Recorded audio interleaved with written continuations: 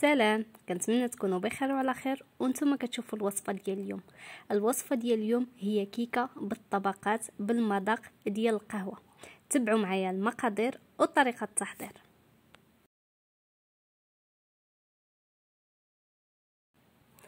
كنحتاجوا 2 ديال البيضات بدرجه حراره المطبخ،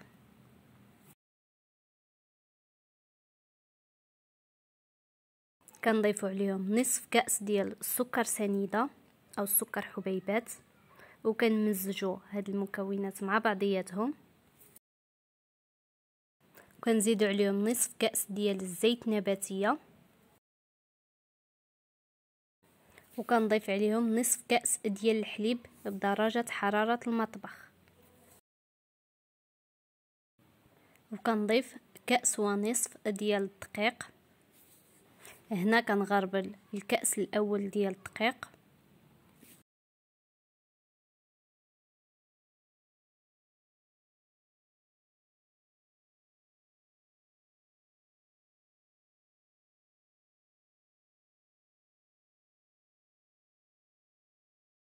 دابا كنضيف نصف الكأس اللي كان باقي لي حتى هو كنغربلو. الدقيق ضروري يتغربل.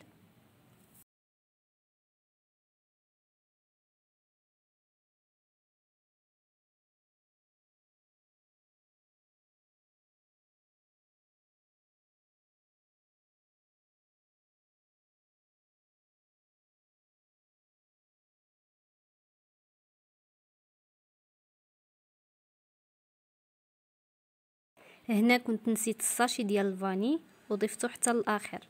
المهم نتوما ضيفوه في الاول ولا في الاخر ما كيفرقش، المهم تذوبوه مزيان. واخر حاجه نضيفها هي خميره من فئه 8 ديال الغرام. المقادير كامله غادي تلقاوها مكتوبه في صندوق الوصف. هنا جبت المول ديالي اللي دهنته بالزبده ورشيت عليه الدقيق وفرشته بالورق ديال الفرن باش كتسهل معايا الكيكه نحيدها من بعد. كنصب الخليط ديالي كامل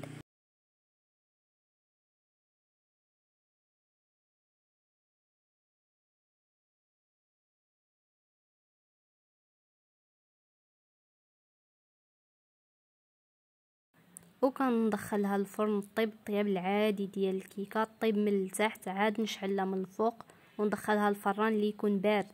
نص ساعه كتكون الكيكه ديالي واجده.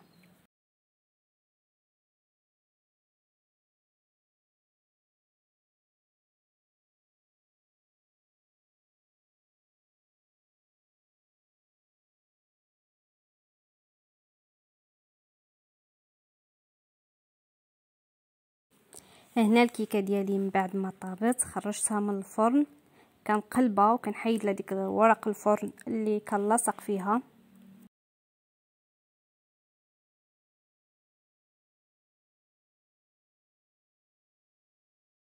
كنزلها في المول ديال الكيكه، كنعاود نقلبها الجهه اللي كانت الفوق كنردها لتحت.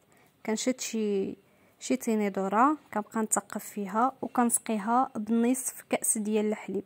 اللي كيعجبو فازقه بزاف يمكن له يضيف كأس ديال الحليب، انا كتعجبني غير شويه ضفت غير نصف كأس. دابا غادي نخلي الكيكه ديالي جانبا وغادي ندوز نحضر معكم الطبقه الثانيه اللي كنحتاجو فيها نصف لتر ديال الحليب. كنضيفو في شي طاوه، كنضيف عليه 2 المعالق ديال النشا اولا مايزينا، كنضيف عليه 2 ديال الفلان ديال الكراميل اللي كيجي بدون سكر،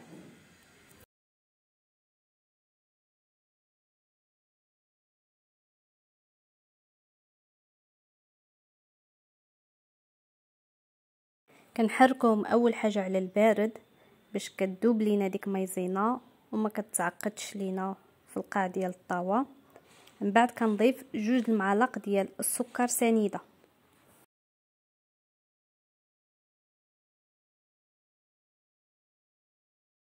من بعد ما كنحركوهم مزيان على البارد وكنتاكدوا باللي انسجموا لينا ديك العناصر ومبقاوش متكتلين، كنديروهم فوق البوطه يغلاو مع التحريك المستمر.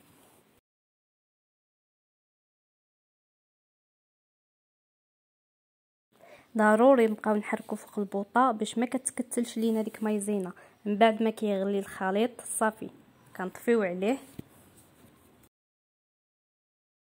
غير كنطفيو عليه كنضيفوا له واحد دانيط ديال الكراميل.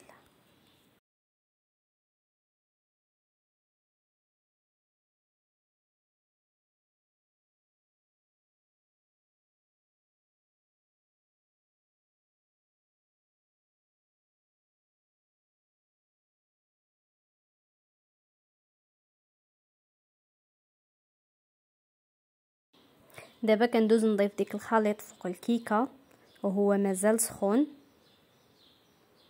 كنفرغوه كله فوق الكيكه وكنخليوه برا الثلاجه غير واحد 4 ساعه على من يبرد. عاد كندخلوه للثلاجه تقريبا واحد 2 ساعات كيكون بارد. هنا كندقز 2 ديال الساعات خرجتهم من الثلاجه كالخليط ديالي منسجم وعاقد.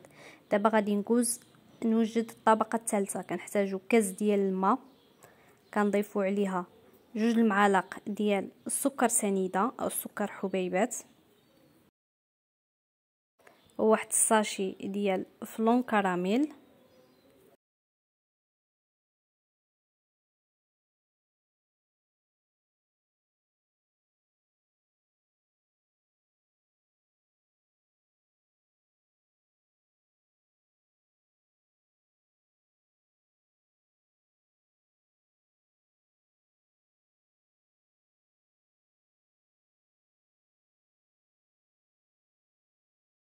كنضيفوا ايضا واحد الساشي ديال القهوه سريعه الذوبان او نسكافيه ولا معلقه منه. انا عندي الساشي صغير ضفت واحد.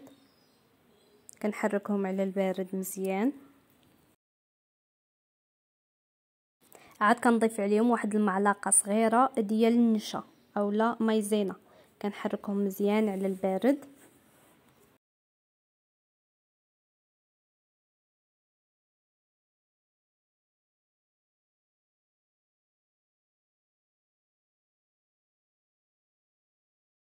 من بعد كنردهم فوق النار مع التحريك مستمر حتى كيغلى.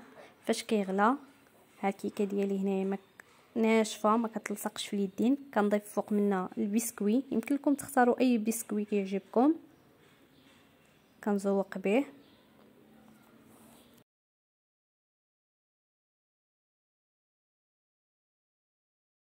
عاد كنبدا نصب الطبقه الثالثه. في الاول كتكون جاريه الطبقه ولكن دغيا كتماسك.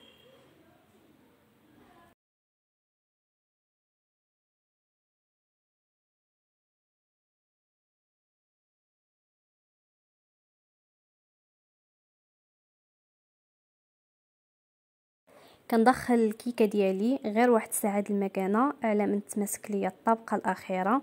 كتكون صافي الكيكه ديال الطبقه ديالي واجده. هانتوما كتشوفوا كنقيسها بيدي ناشفه ما كتلصق ما والو، عاقده وهي هذيك. هنا غادي نحيد ليها الاطار ديالها باش تشوفوا الشكل النهائي كيفاش كتجي.